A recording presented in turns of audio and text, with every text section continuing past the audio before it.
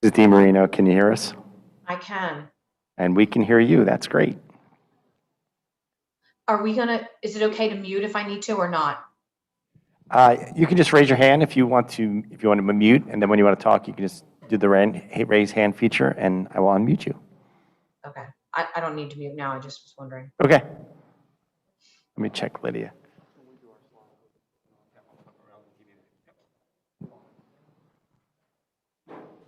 I'm in, Paul. Can you hear me? Yes, I can. Can you hear us? Yep. Thank you. Perfect. You're welcome.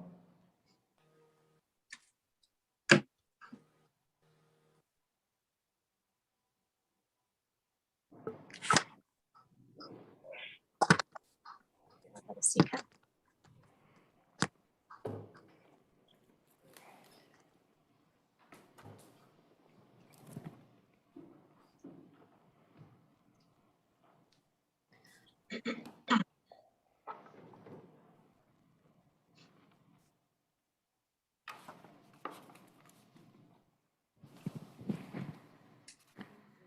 Yes, he's in, but he has no sound.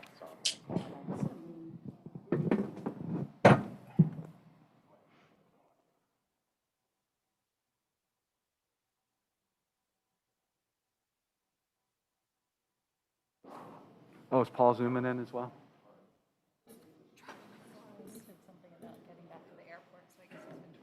Oh, okay. I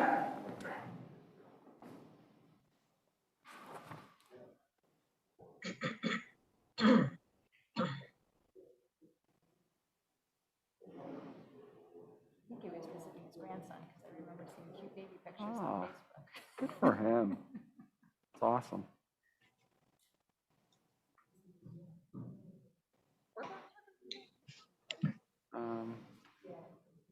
Yeah, I'm in right now.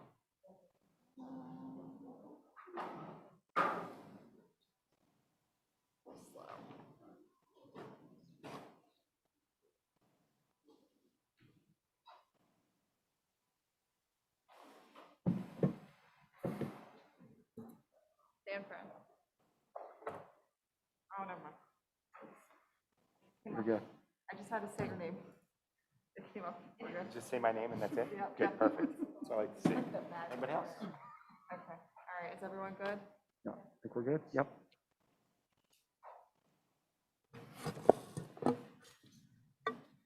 All right. We're going to call this meeting to order.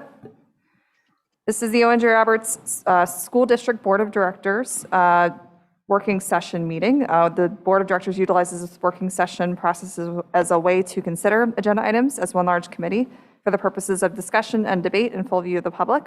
It is not a time for the public to engage with the board, rather a time for the public to observe the work of the various committees. We're going to move on to item 2, which is district goals. Dr. Stout. Sure. Thank you, Madam President. So this evening, we're going to talk about the goals for the 2021-2022 school year.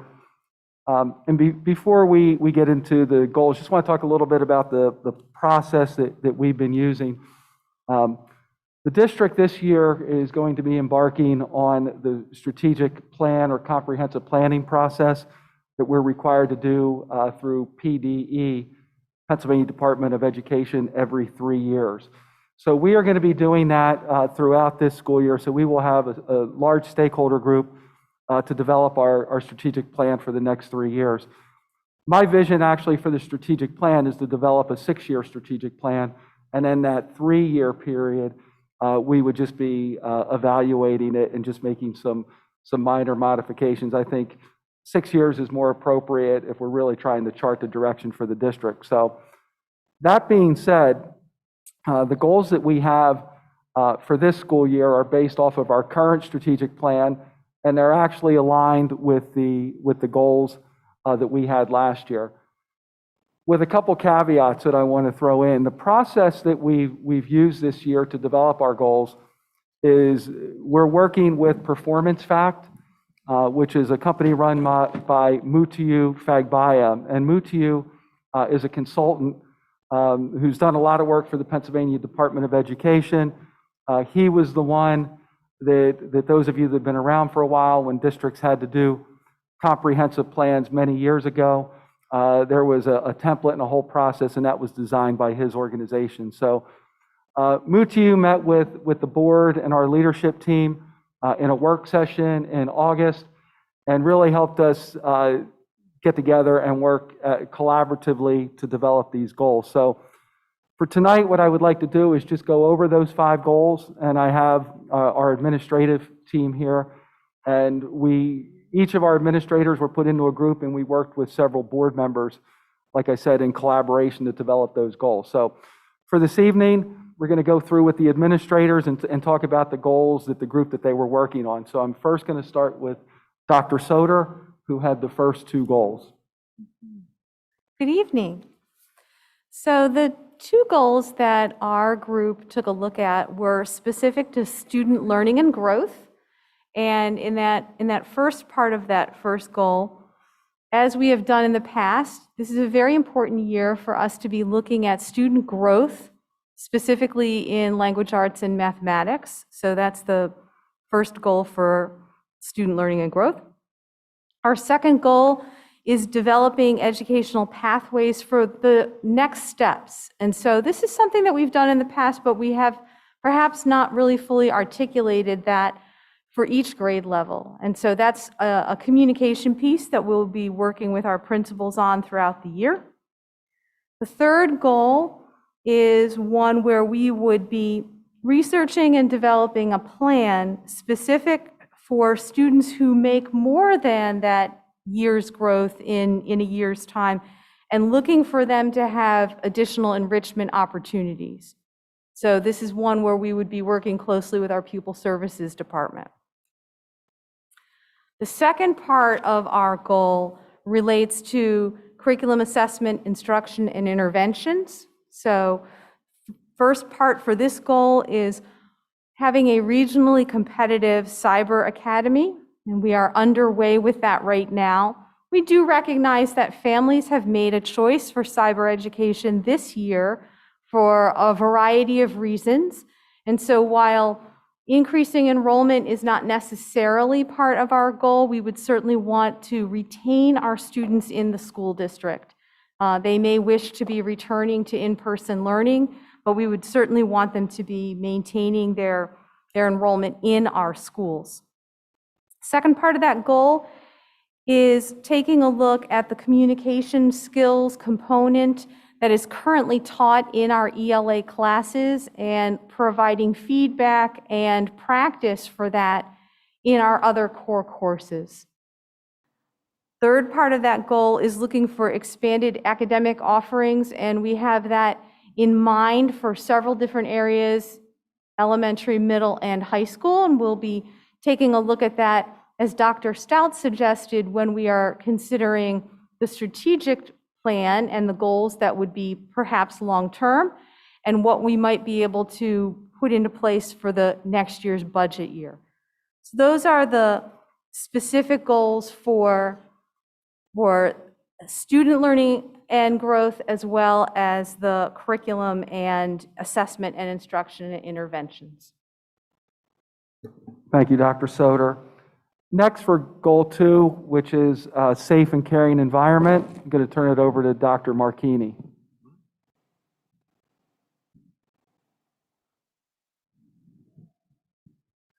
Thank you, Dr. Stout. This safe and caring environment, the first component has to do with healthy relationships. The idea here is that students would be able to understand and voice their own boundaries, confidence in relation to their self, and also navigate complex relationships. You've probably heard us talk about this before with the Crimes Victim Center programming starting in 2nd grade with Safe Touches program all the way through 11th and 12th to, that would be the more complex relationships, both with peers, staff, and also those that might be of romantic nature. So we want to use the Crimes Victim Center and also research some other programs that we can utilize to better gauge the students' outcomes. A decreased percentage of students report being hurt or abused. As you can see there, students grades 8 through 10 who report experiencing emotional abuse, name calling, and insults. This is directly from our PAYS survey. That's the Pennsylvania Youth Survey. we noticed one of the large trends was students reporting very specifically insults, name calling, and emotional abuse, and we contribute that somewhat to online issues. So we have that as an outlier in our data, or a trend in our data. I apologize, not outlier, but a trend in our data. And we'd like to work on that, and then we'll be doing the PAYS survey again this year to see where we end up. And an increased number of opportunities for students to take higher level classes at secondary level. The high school and middle school have been researching how to incorporate more programs so that students can, challenge themselves in their coursework and also increase that opportunity for them. Increased behavioral tiered interventions for students. In this case, we have a very big focus in pupil services on mental health and services for students. Very often in younger students up till middle school, you often see the mental health manifest itself in behavioral issues. And so we want to make sure we give them the right support that they need. Thank you.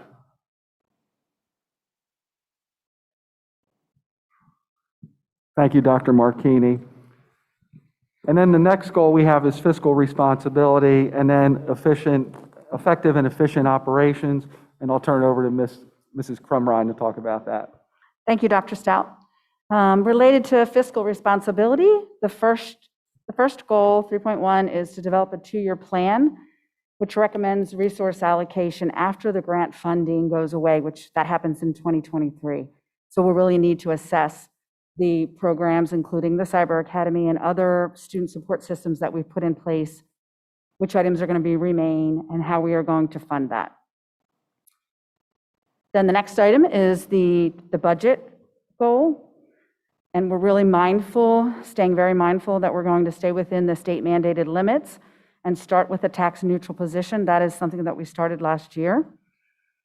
And we also have 3 years worth of projections for the operating fund. And we also do 5 years worth of projections for the capital fund. And this budget, one of the priorities is to restore the 1 mil of real estate taxes that the board waived last year when we were balancing the budget in light of COVID restraints. So hopefully we'll be able to get out of that and fund that so that we keep, so that we're maintaining that transfer over to capital. And then the next goal under fiscal responsibilities is really taking a look and creating a workforce plan recommendation that optimizes our staffing budget and prioritizes direct instruction, which really reverts back to 1A and B. And we're making sure and ensuring that we're supporting those goals. The next area, goal 4, is effective and efficient operations. As most everyone knows, the lease to our warehouse expires in August of 22, and we've had a multi-year plan to evaluate that, the cost benefit of extending the lease. We're renovating the old East Coventry Elementary School building, which is vacant. Those were our goals last year. It was determined that we would move forward and renovate the former East Coventry Elementary School, and we are in the process of that. And then the goal around that is to make sure that we're in the building prior to vacating the lease. So the goal is to be in there by July 31st, and that we're doing it within our projected goal, our break-even time period of 6 years, financial break-even. The next goal for efficient and effective operations is to implement district-wide energy savings. We are in the process of that evaluation and in the process of an investment-grade audit. So as soon as that will come up next month, actually. And one of the goals is to implement any recommendations where we can maintain the estimated cost projections, as well as energy savings that were projected. And the last goal under efficient effective operations is taking a look at the feasibility study. We did have a feasibility study that was completed, but we kind of had to put some of those things aside because we were in the middle of COVID. We really want to make sure we're revisiting the feasibility study. That was done with community involvement and prioritizing our top 3 items and really looking to what we're going to be implementing over the next couple of years and make recommendations back to the board. That's all, Dr. Stout. Okay, thank you. And then the last goal this evening, I'll talk about this, communications and community relations. So we have 3 action plans under there. And the first one, schedule and conduct listening sessions in each school during the fall of the 2021-2022 school year. And then utilize the stakeholder feedback that we get from these listening sessions as part, utilize that, analyze that, and use that as information when we're developing the strategic plan moving forward that I referenced at the beginning of this discussion. Just to add on to this, just in my discussions with the board and board leadership, that was something that was done previously in the district and was found to be quite powerful. So I've attended during my transition all of the PTA meetings in the district, but I think to schedule these listening sessions and just get out and hear from community stakeholders, I think is very important, particularly as we're trying to develop our strategic plan moving forward. The second action plan under that goal is to complete an audit of the Owen J. Roberts current communications plan, procedures, and practices, and then utilize the results of that audit to develop a district-wide communication plan for disseminating and receiving information from stakeholders. This is something we are working on with the Chester County Intermediate Unit. They have a very large and comprehensive communications department. They have a lot of experience, not only with their own communications, but assisting districts with communications. So we want them to take a real extensive look at our communication procedures and practices in the district and give us some guidance moving forward. At this time, we're also working with one of their communications specialists who's been helping us with our communications so far. So we're looking forward to doing that complete audit and just really getting some good insights as how that we can better communicate with our students and families and stakeholders in the district. And then the last action plan under community relationships is to develop a comprehensive stakeholder survey aligned with our strategic plan goals and outcomes to be administered to Owen J. Roberts students, parents, and staff in the spring of each school year. I think it's important that we're getting information and longitudinal information that we can look at each year. So we are going to be looking to develop this survey. We will give it, like I said, to all of our students. We'll also give it to all of our staff and then our families as well, just to get information as to where we're at and areas that we need to improve. And then I think even more importantly, like I said, give it each year so then we're able to have benchmarks and see where we're doing and how we're improving or areas we need to continue to improve in. So that's an overview of our 5 goals. As I've mentioned, the 5 goals are similar to last year, but where you'll see differences in the actual action plans to accomplish those goals. So at this time, we'll take any questions from board members who, as I said at the beginning, were actively involved in this process.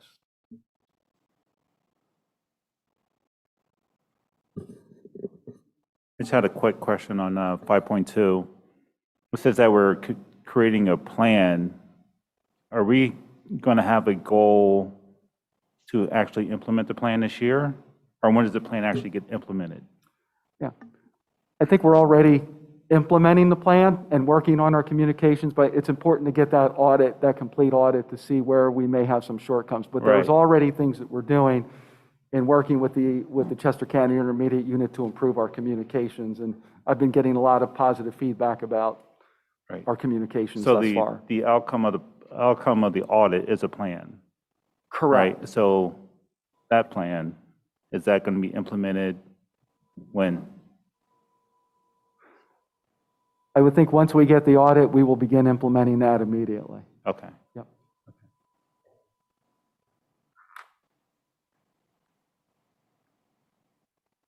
I think I was impressed by the safe and caring one. What was it?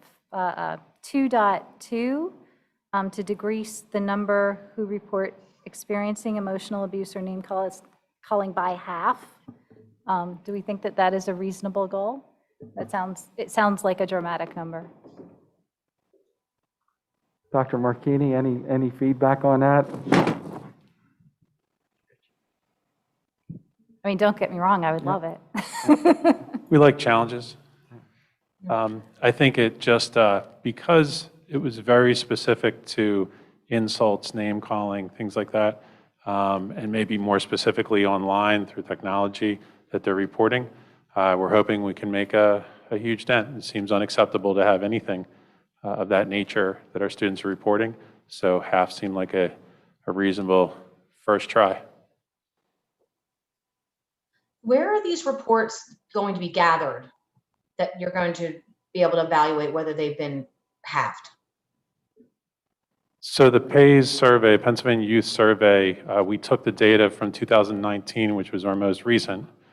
We are giving that PAYS survey to students. It's every other year to the even grade, starting 6th grade, so 6, 8, 10, and 12.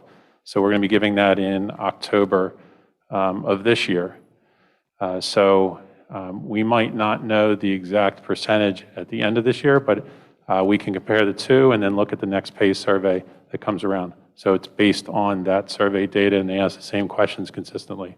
We also can see the goal has 8th and 10th grade. We can see 2019 cohort, which was 6th grade. So you can file the cohorts as well.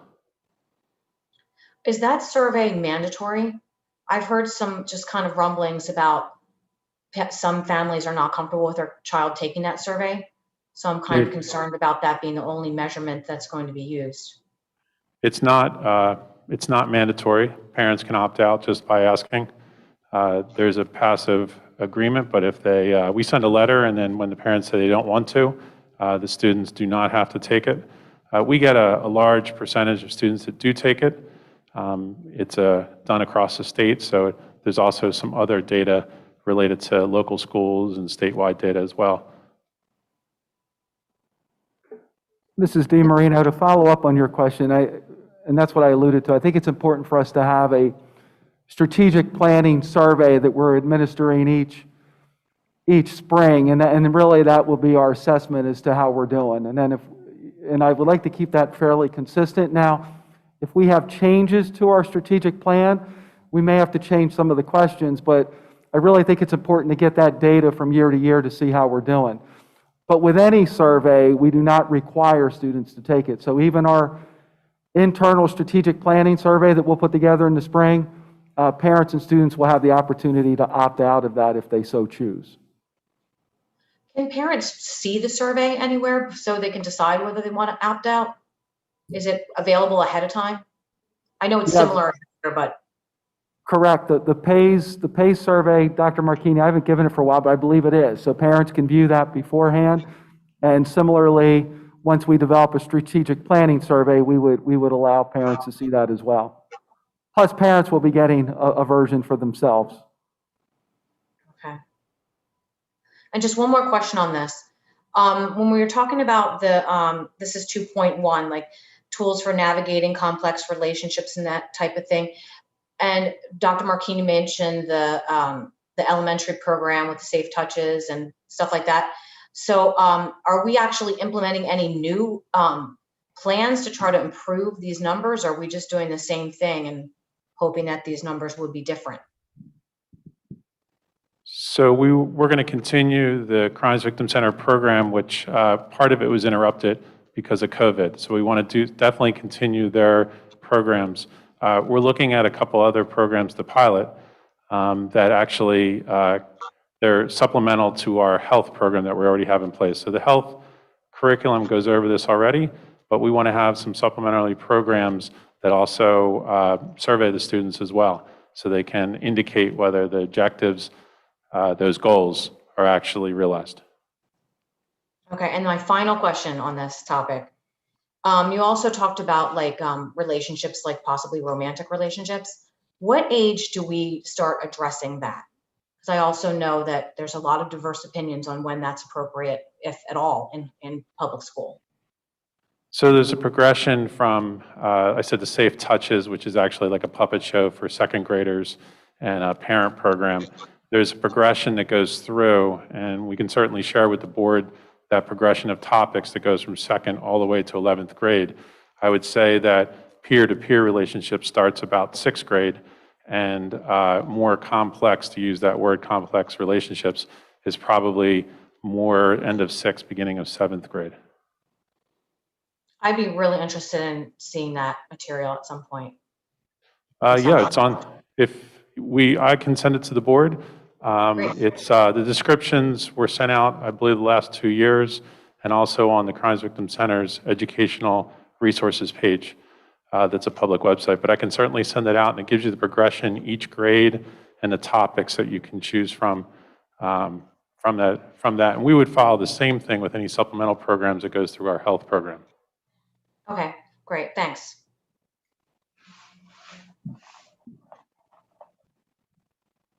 I just have a quick question for Jackie. On 4.2, is there an end date to that goal? I'm sorry, Mr. DeFore, is there an end date? Is there an end date to that goal, right? So it looks like it's being implemented. We did an audit of energy savings. We're putting it through motion, we're funding it. Is there a goal end date?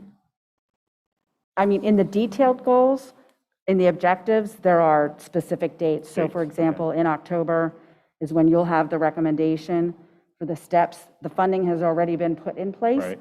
And then when we present in October the recommendations, it'll have a timeline along with it. Okay, so that's when we'll get Yes, this is when it's actually going to happen. absolutely. And it may be phased and it may be different because there are different types of improvements that will be recommended for energy efficiency, such as, Do we have to vote on those, or do they just happen? well, the vote will be when they're done the investment grade audit and they pull out the most cost-efficient recommendations. That will come to you next month. Gotcha. And then the board will choose or determine what they would like to move forward. So you're definitely going to vote on it. Okay, good. Thank you. Mhm.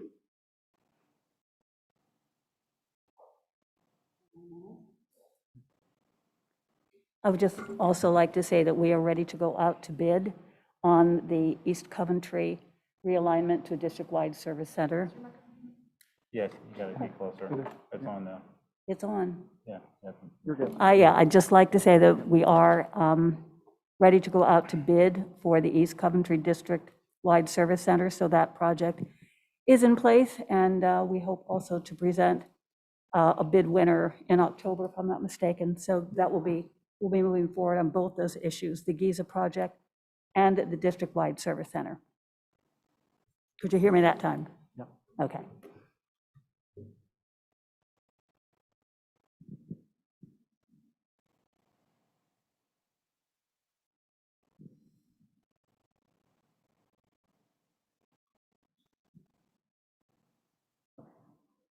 Any more? Do you have a question?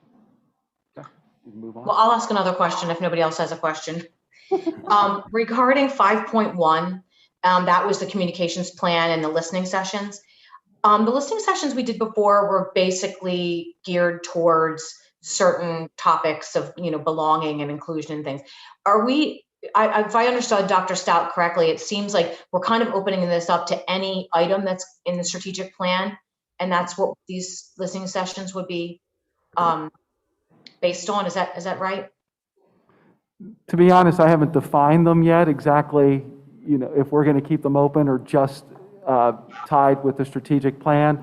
I would want to engage in some conversations with board leadership to determine the approach we want to take with that. Okay.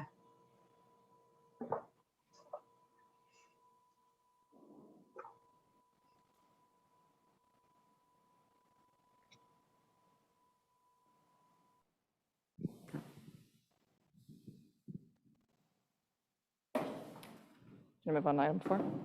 What's that? Move on to item 4? We're moving on to the next item. Yep. Yep. Kathy, Okay. Yep. All right, so we're moving on to item 4, which is Curriculum and Special Education Committee. I think we're teeing that up to you. Oh, did I miss that one? Sorry. Sorry. You said Kathy. Sorry. All right, so we've got to do item 3, which is the 2021 PSBA slate of candidates. So Jackie, remind me, do we have to move forward a specific number of people to the full board for? Sure. What we're doing right now is Maria sent out a Google form for all of the board members to vote on which candidates they want to move forward. So it's president-elect, vice president, different zone representatives, and trustee and steering committee. So based on the results of the board's votes, those are the individuals that will move forward to the September board meeting You'll vote on that. That'll be a majority. And then I'll actually go online and vote for you Okay. on PSBA's website, and then just file the voting receipt so that you will have input into the officers at PSBA. Okay. Okay? Anything else I got to do with that? No, I don't think so. All of the candidate information is included in board docs, so you should have everything you need. Okay. Okay? And then the voting is still open for the board members to complete on that Google form? Correct. Okay, so just a Correct. reminder to board members to go into that Google form and Right. fill that out. And actually, if it's easier for you, I have forms here too. You can do it before you leave. Whatever is easiest for you, we can compile it. Okay, thank Okay. you. When, Thank you. up until when can we fill out the Google form, Jackie? Probably the board meeting's on the 20th, so the Wednesday before, so nice. Like 15th, September 15th? Okay, great. Thank you. Yep. All right. So moving on to item 4, which is Curriculum and Special Education Committee. Dr. Soder. So we did want to provide an update regarding supports for students who are quarantined. We do have some students who are home right now and need to be quarantined. And so depending on the grade level of the student and the subjects that they're currently taking, that determines how they receive their support. So for our elementary children, we are using sort of a first layer approach with a building substitute. So that person coordinates and gets the work from the classroom teacher, and our academic coach in each of our elementary schools creates a Google Classroom for the child to come into, and then that building substitute will provide some synchronous instruction for the children in that particular grade level throughout the day. And it does vary for the grade level, and it varies for the subjects, for the amount of time. And then, of course, they have some independent work to do. For our older elementary students, our students in 4th, 5th, and 6th grade, they might be able to go into Google Classroom and again, get assignments directly from their own class and also connect with that building substitute and get some synchronous instruction. We are prioritizing reading at the primary level and mathematics and reading for our intermediate level elementary students.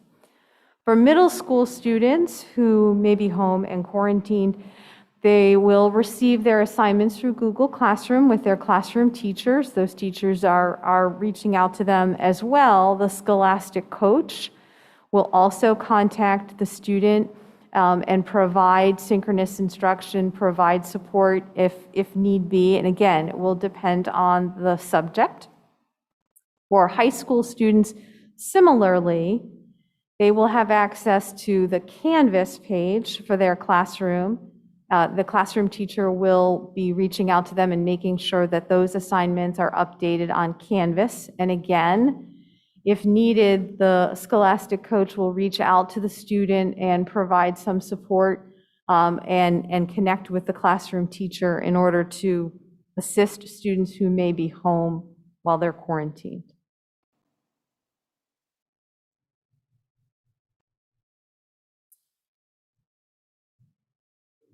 Sorry, Lydia, do you want to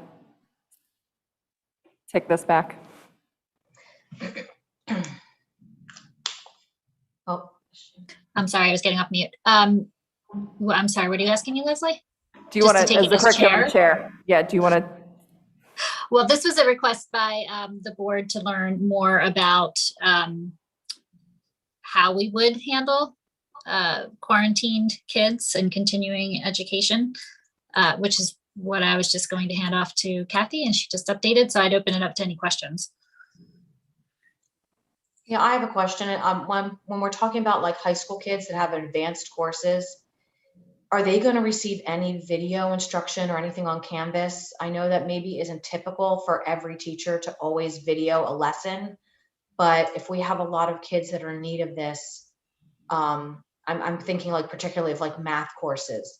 You know, kids have a hard time just reading a lesson and doing and learning math like that. So I'm wondering if we are asking teachers to video lessons for kids, especially in advanced math classes and similar things. Right now, our teachers are working directly with the students. So we actually have some videos available specifically in mathematics, things that were previously created, as well as things that are directly available to the students through Khan Academy that our students have accessed. So some of that is somewhat already taken care of. And for students who need something more, that is something that our Scholastic coaches would then coordinate for them.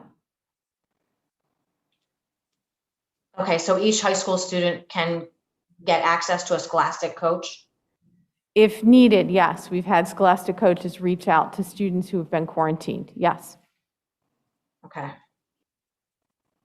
So maybe I missed this. Are we using cameras at all?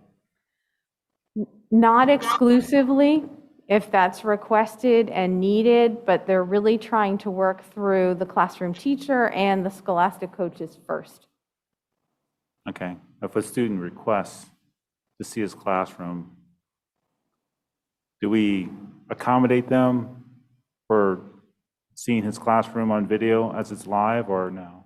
It's really depending on On what the the student teacher. needs right now. And they're trying to start first with having the classroom teacher and having the Scholastic coach work with the student independently. Okay, and then we're assessing these students to see how or if they're able to catch up. Right. Right. Correct. And some of them are returning sooner. Yeah. So correct. At this point, at this time, we're not using the videos. We're meeting each student where they're at. Teachers are having conversations, but as we've shared before, we have the capacity if we need to. If we have to quarantine a significant number of students, that's something we can do. But right now, we're trying to individualize it for each student when they're out. Right, that was my other question. What is our tipping point? Right, when we have to take additional measures. So, again, I always like to plan for the worst, hope for the best, right? So we have to understand what that's going to look like, what the worst is going to look like, and be prepared for it, right? Hopefully, we never have to use it, but you never know.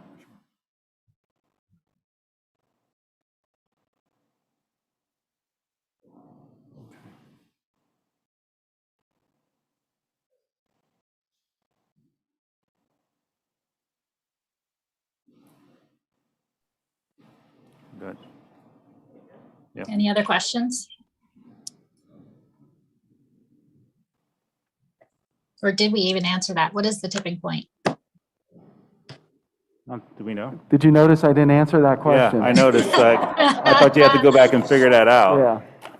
Yeah, because Well, that's we, Lydia, we did not define that at this point. I mean, obviously, we have conversations with our administrators and with our teachers. Right now, fortunately, we're at the point where we're able to meet the students' needs.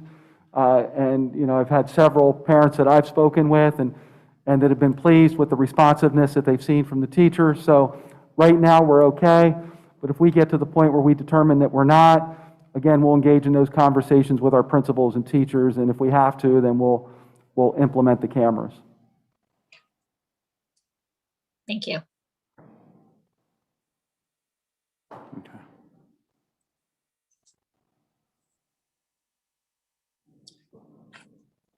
No other questions, Leslie. You can take it to 5.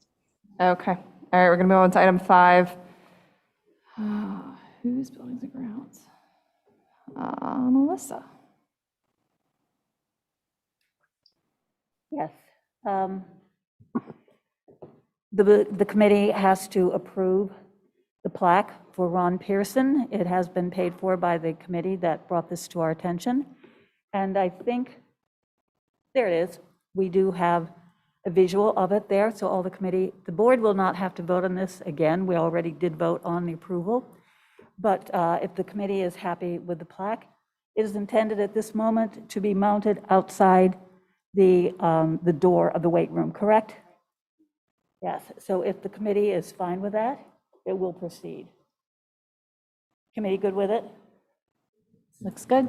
Can I just ask a question? So I see in the executive content that this is the proposed proof for the plaque from the group Right, that created The plaque the. is not actually cast yet. No, It's yes, wrong, but this was yeah. just what had been proposed by the community. Right. Gotcha. Has Yes. family seen this plaque or? No, that's the visual, what it will be. What it It's will going to be. be cast in bronze. We did not pay Okay. for it. The committee proposing that he be honored did gather the funds to pay for that, but we will be mounting it when it is ready. Do we have an idea, Jackie, of if we go through forward tonight, of when it would be finalized? I would actually have to reach back out to Nikki, but we wanted to get the committee's approval for Right. the plaque. The board did approve this to be done in November of 2020. And so this was really the next opportunity we had after they raised all of the funds and then provided just a template of what the plaque would look like. Right. Does the public or his family weigh in on the plaque at all? Yes, so think just, can I Lydia- level set for a second? I'm not on the committee. I'm not on the committee, but I led the naming committee that was in charge of bringing this to the table back last year. So just a quick level set for memory purposes. We went through the naming committee, we brought it back to the board approved this being done. And then it wasn't the committee that raised the funds, just to be clear, it was the community that raised the funds. So a lot of very interested people in honoring Ron Pearson, and then a few in particular who have been wonderful, and they have raised the money for this. And then they created this template. This is the proof that they were proposing to us, along with the family who has also seen this. So this is their proposal to us, and for us to just basically bless that this proof looks good to go, but we've already approved it existing and being put up. Gotcha, thank you. Yeah, Thank you. correct. I don't think you were on the board when we No. went through that. I wasn't. Okay, yes, we did. So it's just a matter of Yes, are you? thumbs happy? up and Yes, looks, thumbs up. I think it looks Yeah, I real think great. it I looks don't, great, I don't, yeah. I'm not on the committee, but my 2 cents looks great, and I Right. think you should go cast it and put it up. Well, that's good. I do just have one item I would like just to mention for the future. Several years ago, when we did name the field, the Hank Burnett Field, there was a conversation about creating some kind of wall of fame. And I just thought I might bring it up again for future boards that might want to look at it. I felt it would be best if it were outside where more people would be able to witness it, not just teachers or coaches, but students as well. We've had many honorable students who have gone through the program. It's just a thought. So in the future, you might want to bring that forward. No, I think that's a good idea. I think we should have, is it a ceremony? I've never done one of these things, I know, in Jay. Do we Well, have a there will ceremony be. when it goes up and everything? And Yes, there will be. Awesome, good. Yeah.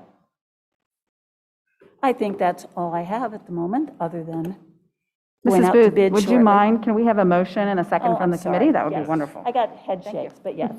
Would anyone care to move on this? So moved. It's on the committee. Okay. Second. Thank you. All right. Of course. I agree. So we're on. All right, I'm done. Okay. And then item 6 is adjournment. All right. Sounds good. Thank you, everyone. Have a Yeah. good night. Thank you. Yes. Thank you all. Good night.